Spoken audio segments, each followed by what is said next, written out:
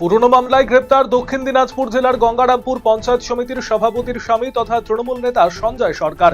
ধৃত ওই তৃণমূল নেতাকে গ্রেপ্তার করার পর নির্দিষ্ট ধারা দিয়ে মঙ্গলবার গঙ্গারামপুর মহকুমা আদালতে পেশ করে গঙ্গারামপুর থানার পুলিশ। কালিয়াগঞ্জ পুরসভার নতুন পুরপ্রধান নির্বাচন সভা অনুষ্ঠিত হবে 17 জুন। নতুন পুরপ্রধান নির্বাচন সভায় অংশগ্রহণের জন্য কালিয়াগঞ্জের ভারপ্রাপ্ত পুরপ্রধান কার্তিক পালের তরফে পুরসভার 17 জন কাউন্সিলরদেরই চিঠি পাঠানো হয়েছে। দিনহাটায় বুলডোজার দিয়ে আত্মীয়ের বাড়ি ভাঙচুরের অভিযোগে বিজেপি নেত্রী সাবানা খাতুনকে আটক করল দিনহাটা থানার পুলিশ। মঙ্গলবার ভাঙচুর হওয়া বাড়ির মালিক কপিলা বেওয়ার অভিযোগের ভিত্তিতে পুলিশ তাকে আটক করে।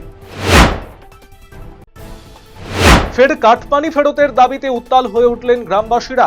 মঙ্গলবার কোচবিহার 2 নম্বর ব্লকের মরা নদীর কুঠি এলাকায় তৃণমূলের পঞ্চায়েত সদস্য দীপেন বর্মনের বাড়ির সামনে বিক্ষোভ দেখান এলাকার বাসিন্দারা।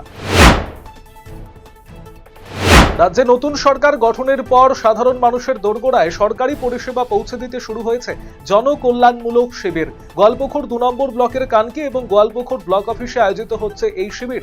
কানকি মার্কেট কমপ্লেক্সে আয়োজিত এই শিবিরের দ্বিতীয় দিনে শিবির পরিদর্শনে আসেন বিডিও সুজয় ধর, বিজেপি নেতা মনোজ জৈন সহ অন্যান্য প্রশাসনিক কর্তা ব্যক্তিত্বরা।